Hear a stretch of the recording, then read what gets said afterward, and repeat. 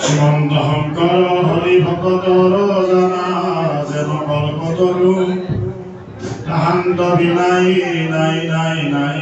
আমাৰ পৰম গুৰু ৰাম আমাৰ পৰম জয় জগতগুৰু শ্ৰীমন্ত শংকৰ মোৰ পৰম শ্ৰদ্ধাৰ এখন ভাগৱতী সমাজ শিৱসাগৰ জিলা শাখাৰ জিলা পালনাম থানত সমবেত মোৰ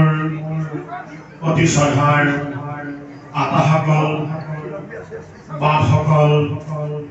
আইসকল আৰু মোৰ অতি মৰমৰ তৰুণ তৰুণীসকল আপোনালোকে আমাক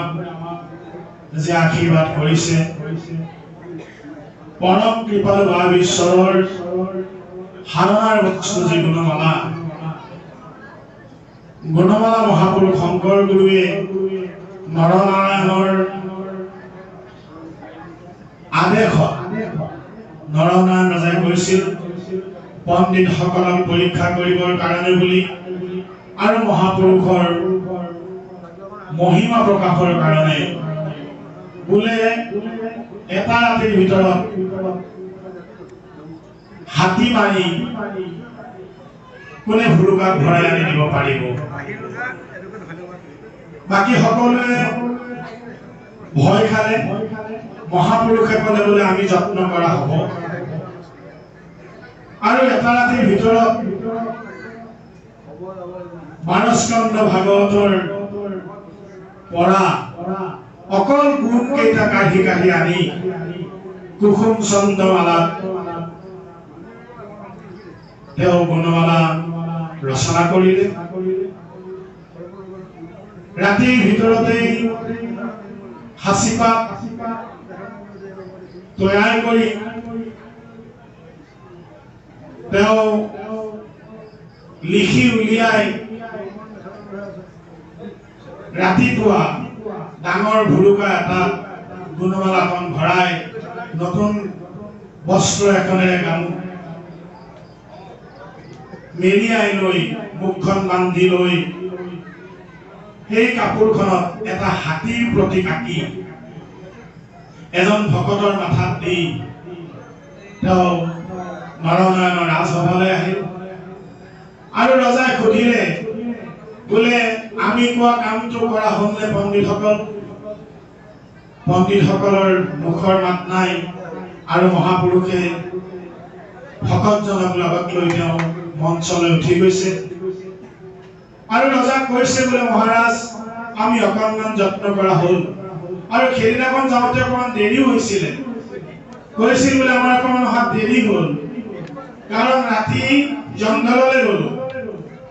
জাল পাতিলো হাতী ধৰিলো খৰি কাটিলো হাতী মাৰিলো মাৰি পুৰিলো পুৰি গোটেই চাই সামৰি এই ভুৰুকাতে ভৰাই লৈ আহিছো সভাখত অৱস মানিছে কি কৈছে বোলে আপোনাৰ আদেশ হ'লে আমি হাতীটো উলিয়াব পাৰো বোলে আদেশ কৰা হ'ল মুখখন খুলি বস্ত্ৰখন আঁতৰাই গুণমালা শাস্ত্ৰখন উলিয়াই মহাৰাজাক অৰ্পণ কৰিছে মানস্কন্ধ ভাগৱত তাক আদিৰ পৰা অন্তলৈ তাক চাই তাৰ পৰা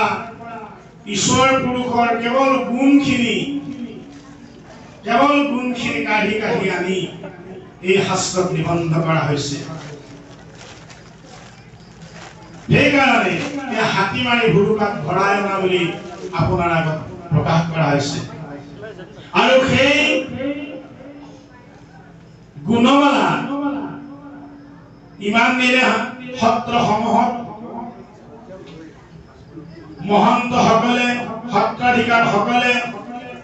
কেৱল গুণগুণকৈ গাই আছিলে আৰু গুণগুণকৈ গোৱাৰ কাৰণেও বহুতে কৈছিল এই গুণমালা যিহেতু গুণগুণকৈ গায় কালৰ কি ইচ্ছা মহাপুৰুষৰ শুদ্ধ ধৰ্ম অসমত যেতিয়া লাহে লাহে বিলুপ্তিৰ পথলৈ যাব ধৰিছে মহাপুৰুষ শংকৰ গুৰুৰ শুদ্ধ ধৰ্মৰ প্ৰকৃত যি নীতি প্ৰকৃত যি আদৰ্শ প্ৰকৃত যি আৰ্হি সেয়া যেতিয়া লাহে লাহে বিলুপ্তি পথলৈ যাব ধৰিলে সম্প্ৰদায়ৰ মাজত ইটো জাতিয়ে সিটো জাতিৰ লগত উঠা বহা খোৱা মেলা ইত্যাদি বিলাক বৈষম্য যেতিয়া চলিবলৈ ধৰিলে তেতিয়া সাধুসকলৰ আহ্বানত আকৌ অসম মূলকলৈ নামি আহিল কৈৱৰ্তৰ চোলা এটা পিন্ধি কৃপাল ভাৱ ঈশ্বৰ লীলাৰাম দাস তেখেতে 7 দিন 7 ৰাতি একেৰাহে নাম সাধনা কৰি ঈশ্বৰক সমাধিস্থ কৰি ঈশ্বৰৰ কৃপা পাই অসমৰ শদিয়াৰ পৰা ধুবুৰীলৈ মহাপুৰুষৰ বাণী প্ৰচাৰ কৰিবলৈ ধৰিলে আৰু তেওঁ এদিন তেওঁৰ গৃহৰ নামঘৰত গুৰুগৃহত নাম জপি থাকোঁতে ওপৰে কোনোবাই গাই গৈ আছে তেওঁ নিমিকি নিমিকি শুনিছে হৰি হৰি ৰাম হৰি হৰি এনেকে গাই গাই গৈ আছে আকৌ উভতি আহিছে হৰি হৰি ৰাম ও হৰি হৰি ৰাম আকৌ তেনেকৈ তৃতীয়বাৰ আহি গাই গাই আহিছে হৰি হৰি ৰাম হৰি হৰি ৰাম পাবিশ্বৰ শৰীৰৰ নোম ডাল ডাল হৈ আহিল এই কথা আমাক জালুগুটি অস্ত্ৰ প্ৰহৰৰ পাল নামত যেতিয়া আমি 10 দিন 15 দিন কাম কৰিবলৈ আহো তেতিয়া গোটেই আমাৰ ল'ৰাখিনি সন্ধিয়া জুহালত বহাই বকুল তলত বহাই লৈ তেওঁ এই কাহিনী আমাক কৈ আছিল যে লগে লগে মই ওলাই আহি সদানন্দ আতৈ কলো বোলে সদা এই মোৰ বিছনাৰ ওচৰতে টেবুলখনত এখন সৰু শাস্ত্ৰ আছে গুণমালা নামৰ তুমি লৈ আহাচোন আৰু সদা লৈ আনি দিলে তেওঁ খুলি চালে 2 নম্বৰ কীৰ্তনটো হৰি হৰি ৰাম হৰি হৰি ৰাম আৰু তেওঁ আনন্দ তেওঁ কান্দিছে তেওঁ নিজে নাচিছে তেওঁ ক'ব নোৱাৰা হৈছে কি দিলে মোক এয়া নিশ্চয় ঈশ্বৰৰ ইচ্ছা এই গুণমালা ভাগত গোটেই অসমত এই সুৰত প্ৰকাশ কৰিবৰ কাৰণে প্ৰচাৰ কৰিবৰ কাৰণে নিশ্চয় আমাক মহাপুৰুষে আজ্ঞা কৰিছে আৰু লগে লগে গোটেই জালুগুটি গাঁৱত ভগত লগাই ঘোষণা কৰাই দিলে বোলে আজি সন্ধিয়া নতুন কীৰ্তন এভাগ কৰা হ'ব সকলো ওলাই আহিব তেওঁ সিদিনাখনৰ পৰা একেৰাহে এমাহ কাল সন্ধিয়া সন্ধিয়া সেই গুণমালা কীৰ্তন লগাই দিয়ে লগত কৃষ্ণ আঁতৰি থাকে আৰু গোটেই ল'ৰা ছোৱালী বুঢ়া মেথা বোৱাৰী সকলো নাচি বাগি আনন্দত ক'ব নোৱাৰে আৰু সেই গুণমালাকেই বা ঈশ্বৰে অসমৰ য'তে গৈছে ততেই ক'ব গ'লে গুণমালা লগোৱা তেওঁ লগাই দিব আৰু বাকী কোনোবা এজনক উঠাই দিব তুমি এইটো সুৰত কোৱা আমাৰ গাঁৱত আমি সৰু থাকোঁতে এম ই স্কুলত পঢ়ি থকা অৱস্থাত আমি LP স্কুলৰ পৰা পাইছো যদিও ME স্কুলৰ পৰা যেতিয়া পাওঁ তেতিয়া তেখেতৰ লগত আমি বেছিভাগ ঘূৰোতে তেখেতে বেলেগ কথা নকয় বোলে গুণমালা গোৱা দিহানাম গোৱা আৰু এনেকৈ আমি নাম গাই গাই ঘূৰি ফুৰিছিলোঁ আৰু তেখেতে যি সুৰ লগাই দিছিল সেই সুৰকে সেই তাল আজিও আমি তেনেকৈ গাবৰ কাৰণে যত্ন কৰি আছো। কৃষ্ণ সকলোৱে গাব। শ্ৰীমন্ত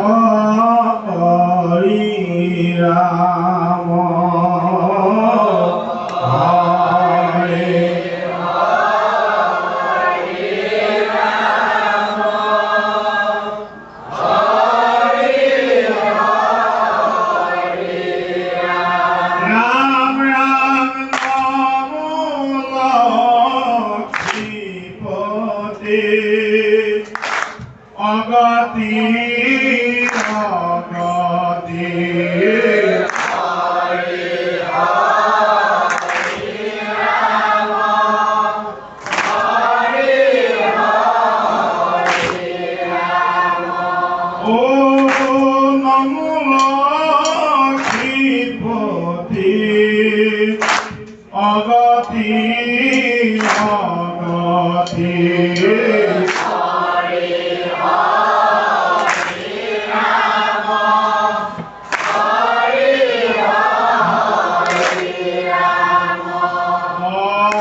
চৰণে সম্প্ৰতি কৰিও প্ৰণতি